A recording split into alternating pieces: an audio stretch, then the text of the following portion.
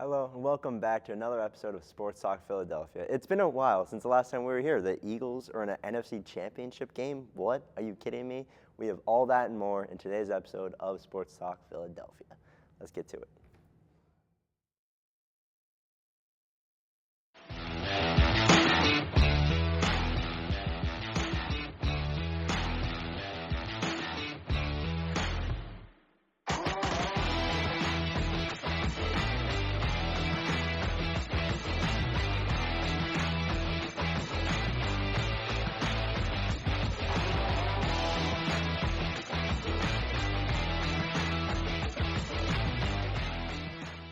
Hello everyone and welcome back. I am your host, Braden Knapp, and I am here joined with a full panel today.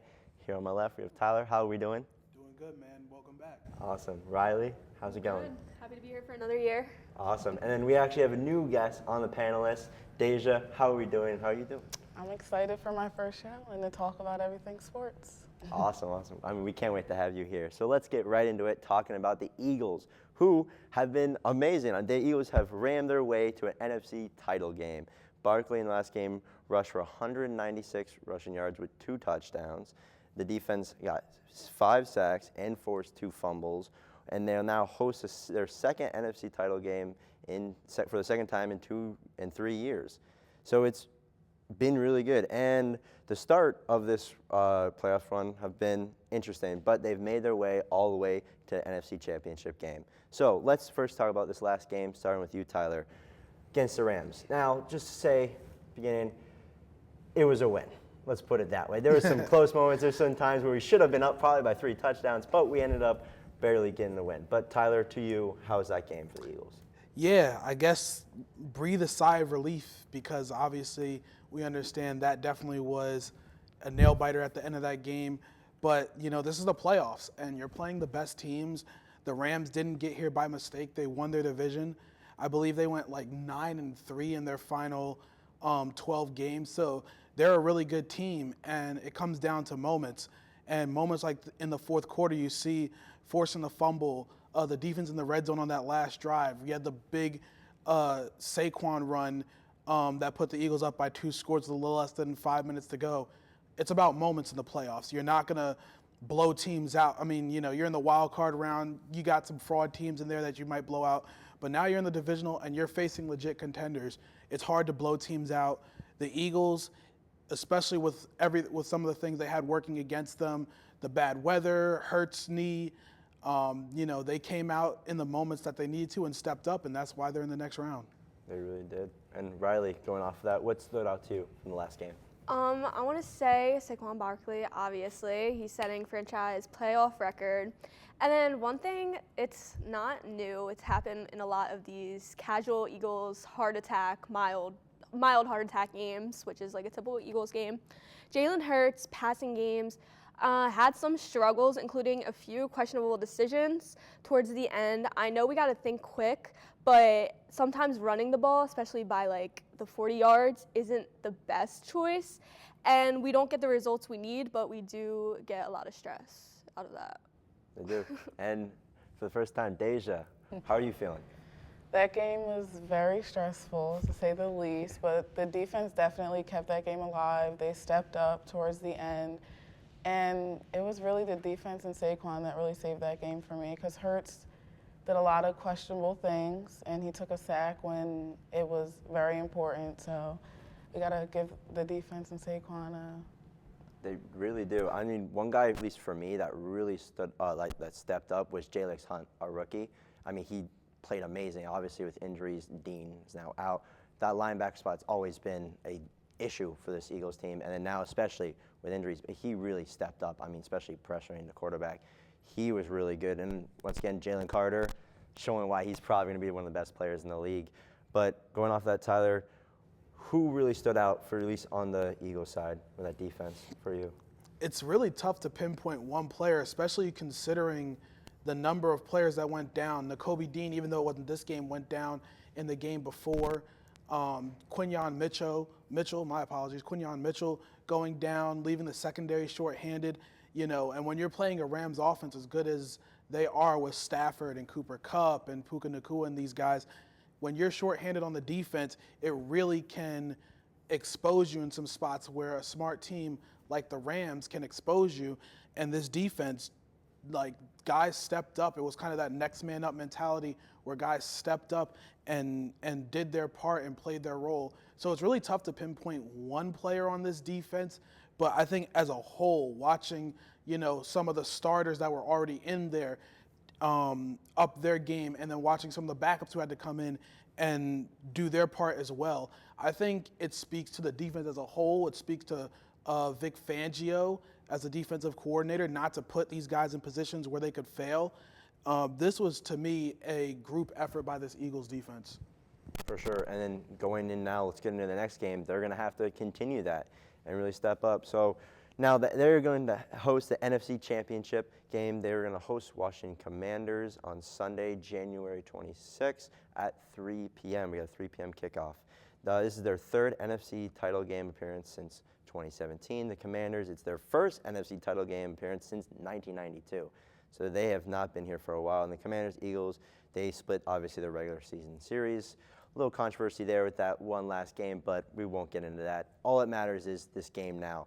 Riley, going forward to this game, what really sticks out to you about this? It is a little nerve-wracking, considering for this season alone, we're pretty much 1-1. We beat them once, we lost them once, but I did write each of the team's strengths and concerns.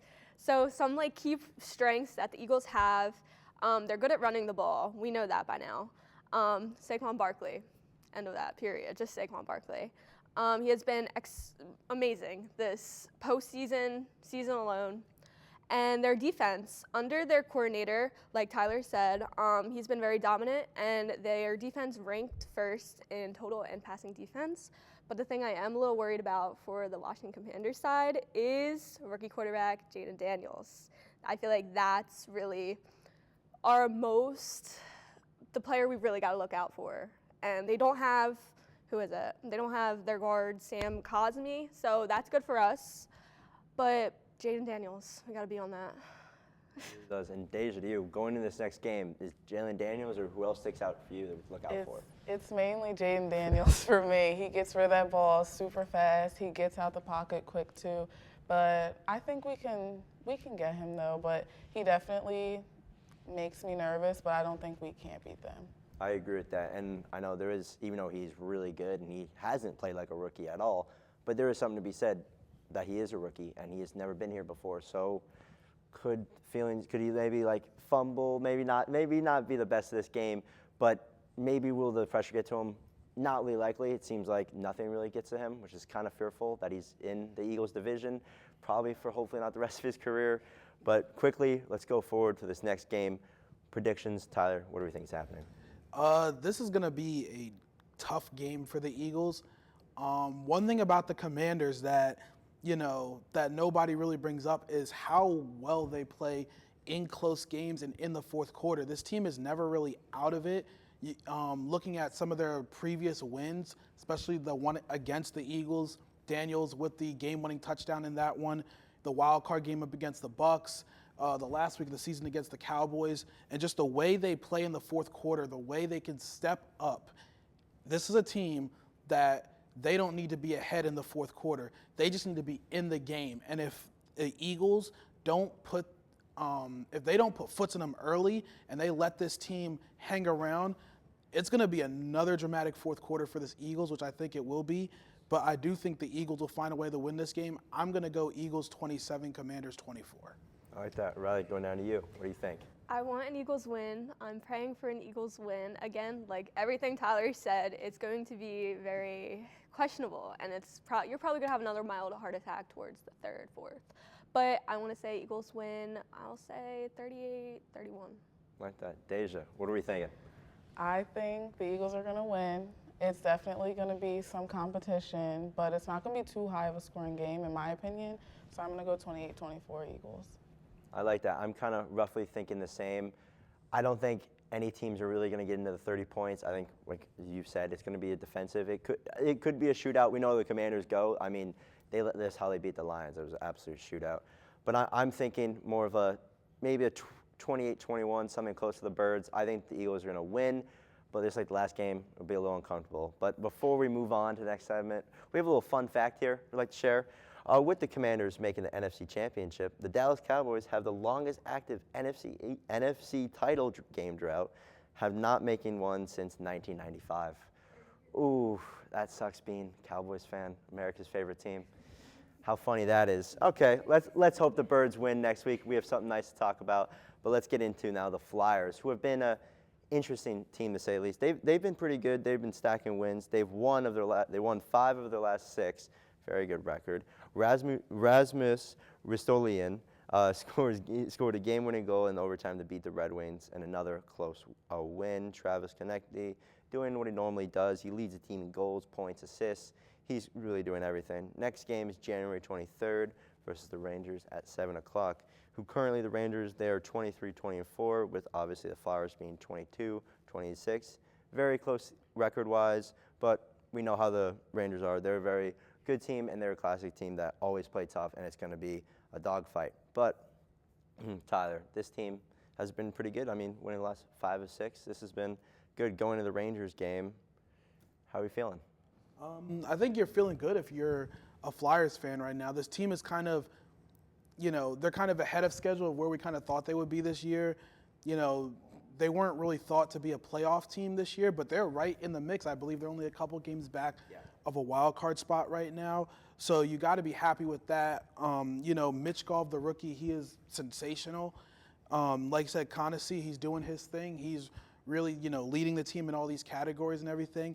And a game, when you're playing a team like the Rangers, who are a bit of a step up from you, when you're kind of ahead of schedule, this is a game that you can look at to see how ahead of schedule are you. Are you on their level yet? Or is there still some development, some growth that's needed for this team before you can really put yourself on that next level? But I think right now you have to feel pretty good if you're a Flyers fan. 100%. I think you said it perfectly. Now this Flyers team, they're not supposed to be a playoff team, or they're not supposed to be winning the Stanley Cup right now, but they're challenging, they're getting up to that playoff position, which is obviously awesome to see. And like as you said, Michkov has been Michkov since we've been back on break. Nothing has changed since him. He's probably going to win the Rookie of the Year. He's been amazing, and that's who the Flyers need and should build around. But, I mean, not talking about Konecny and Michkov, sorry. But there's been actually really good players from all his Flyers. I know the lines have been really good. Farabee, even though there's some rumblings with him, I know he's probably the hottest guy to be traded right now, but he's even been playing good. And even last night, getting, I believe, the last goal in their game winner against the Devils, which was a very close game. And as you said, winning those close games, I mean, this shows if you're a playoff team or not. The Devils are up there, and you know they're a contender, even though maybe they're not the exact contender. They're a good team. So just have the Flyers, even though it's a close game, they beat them. Just being able for them to compete is great. And I know going to the next game after the Rangers is the Islanders. We know how the Islanders are. They're not the best franchise. They only have 19 wins. But going for his next couple of games, Tyler, what do you think Flyers have to do? Continue winning? Should they tank? What do you think they're going to do? I think you keep it going. You got to see how far you can go at this point, because you're kind of, like I said, you're kind of ahead of schedule on where you expect to be as a team. You look at some of these games coming up. The Rangers are going to be a good team. The Islanders, we know they should win that game. So if I'm the Flyers, you just got to keep stacking these victories and try and get yourself into that playoff spot. If I'm the Flyers, you just keep going. I agree. Let's hope they can keep stacking those wins, the Flyers, and hopefully not get on a losing streak. We will see with that next week. And we'll be moving on to another Philadelphia sports team. I don't really say it with much excitement because there's not a lot of excitement with the 76ers. They have been bad. So they've lost the last 10 of their 12 games. They're 3 games out of the play-in spot, which is kind of surprising at this point. Embiid has only played 2 of the last 10 games. It is surprising now when he plays instead of not playing. And their next game is against the Cavs, one of the best teams in the league. Guys, this is not good. Riley, we'll start with you because I know you love the Sixers. Mm-hmm.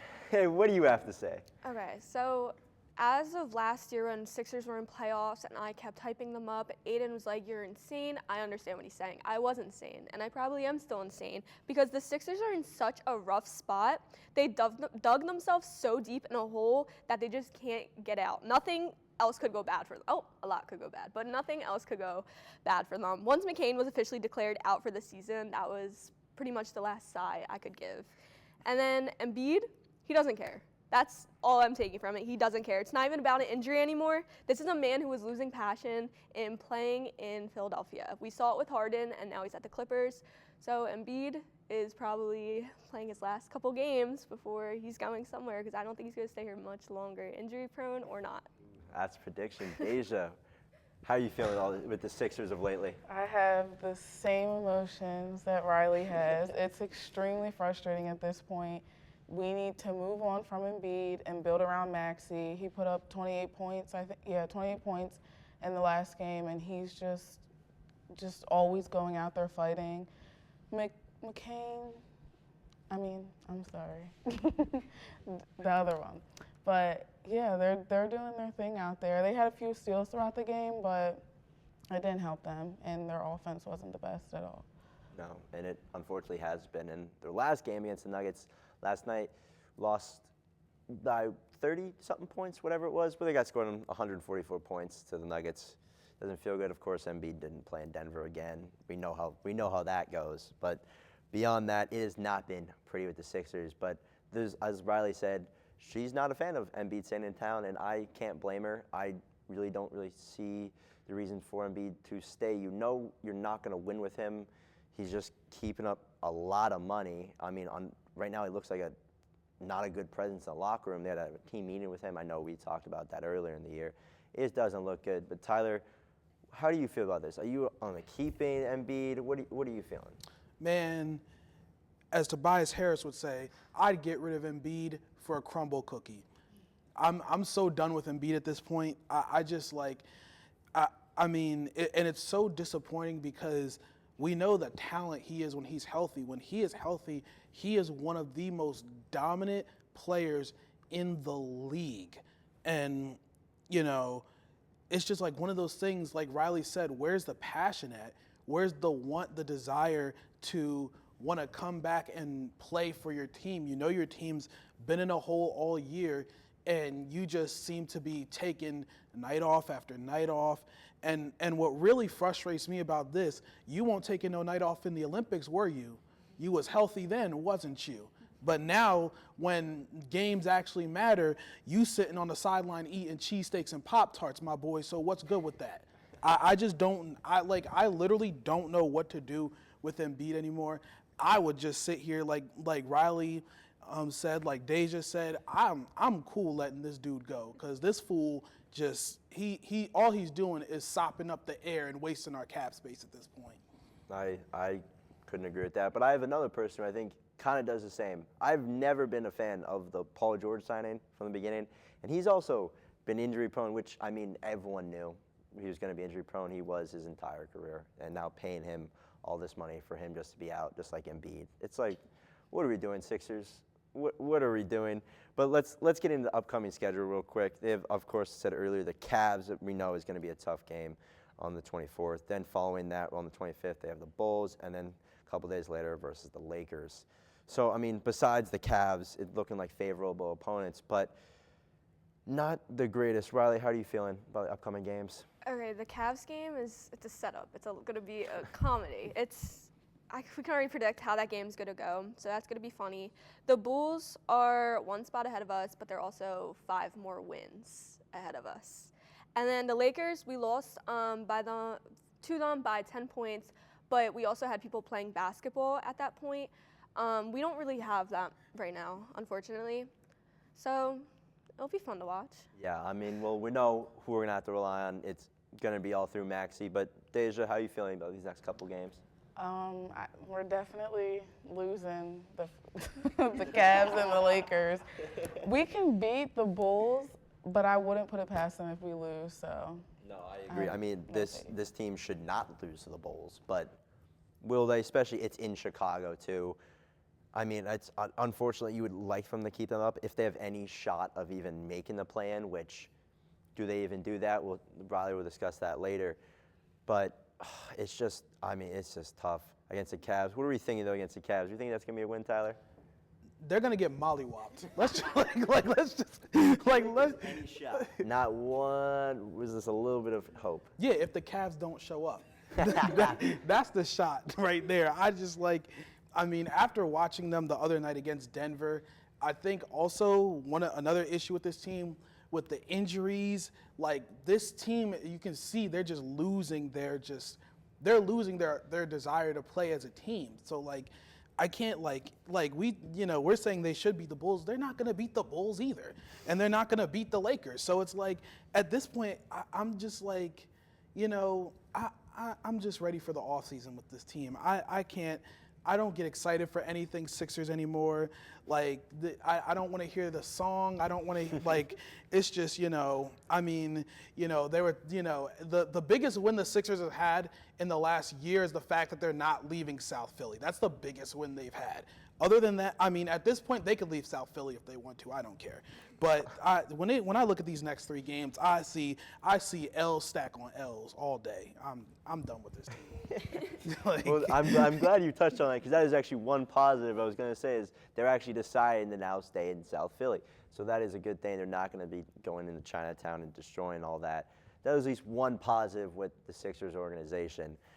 But unfortunately, it's not looking good with the Sixers. I'm for me going for these next couple games. Cavs, as you said, they're not winning. There's no shot. The Bulls, I mean, we can hope for a win there, but unfortunately, probably not. Deja, let's go to you before we finish up here on the Sixers.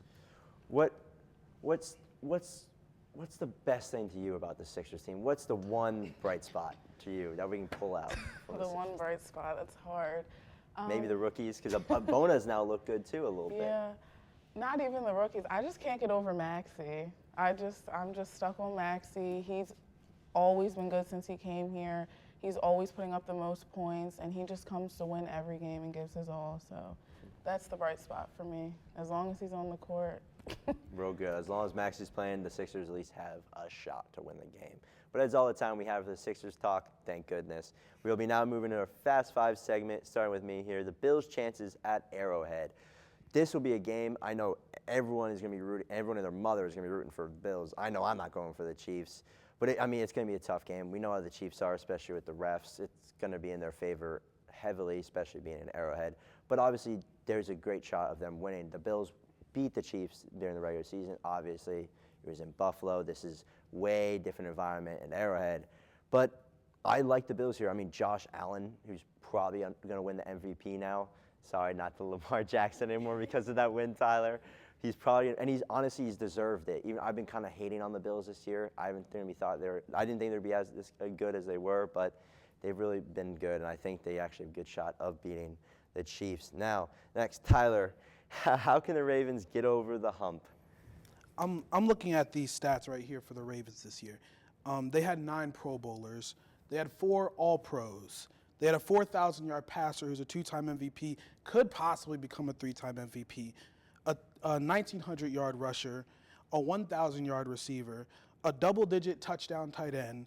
They had 2 double-digit sack edge rushers, and they had a corner that notched 7 interceptions. I don't know what else this team can add to up their chances at this point. I'm officially saying this about the Ravens. The Baltimore Ravens are the Dallas Cowboys of the AFC.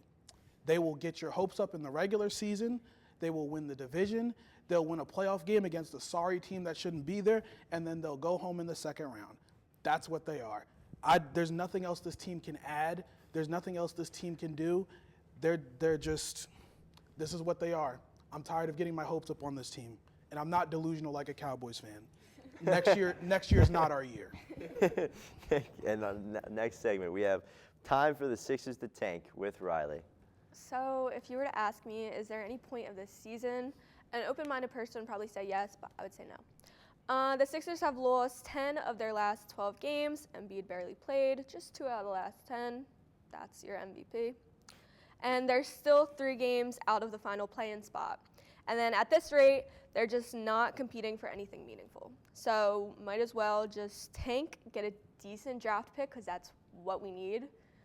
Rebuild the team somehow because the team's not going anywhere right now. It's frustrating, and I'm done. Thank you. Next, we have, is Hurts' knee injury an issue with Tyler? If his knee is looking the way it was at the end of that game against the Rams, I would have to say it is an issue because he looked so immobile. Now, you do get the rest this week that he needs to stabilize the knee. Hopefully he doesn't have to wear a brace. I think that kind of hindered his mobility a lot too. So I'm going to say, but based on the way he looked in that NFC championship, I mean, not in the NFC, in the NFC divisional game at the end, especially after he had hurt that knee, like that definitely was a concern because his legs are so vital to this offense and the success of it. And if his legs are, you know, I know Saquon's going to do his thing, but what makes their running game so deadly is like you don't know who's going to take it. Is it Barkley? Is it Hurts? And if if the Commanders' defense can sit here and say, let's just hone in on Barkley because we know Jalen can't run, that will be a problem for them going forward. For our last segment, we have conference championship picks with Deja. Let's hear it. As mentioned earlier, the Eagles will win the NFC 28-20. As for the AFC, as much as I want to get back for the Chiefs, I'm definitely going with Buffalo 24-20. As long as the refs aren't biased and they're mutual, they will win. I like that. But as we know, with the Chiefs and the refs, do we think that can really be a case? I don't know. Let's go down. What are we thinking? Do you think Bills, Chiefs? What do we think? I mean, I would love for the Bills to win. Even though they knocked my team out, I'm rooting for them. I'm rooting for Josh Allen. They did beat the Chiefs. They're the only team that actually beat the Chiefs at full strength. I know the Broncos beat them, but they're resting all their starters. So I do have belief in the Bills to go and beat them, but after that officiating, I don't know. I can agree. And unfortunately, that is all the time that we have for today's episode of Sports Talk Philadelphia. If you would please follow our socials at SportsTalk LTV on X and Instagram. And please stay tuned for next week. Let's hope there's something positive to cheer for with the Eagles, hopefully going to the Super Bowl, maybe some more wins on the Sixers. I don't know, though. But thank you so much for being here. Have a good day.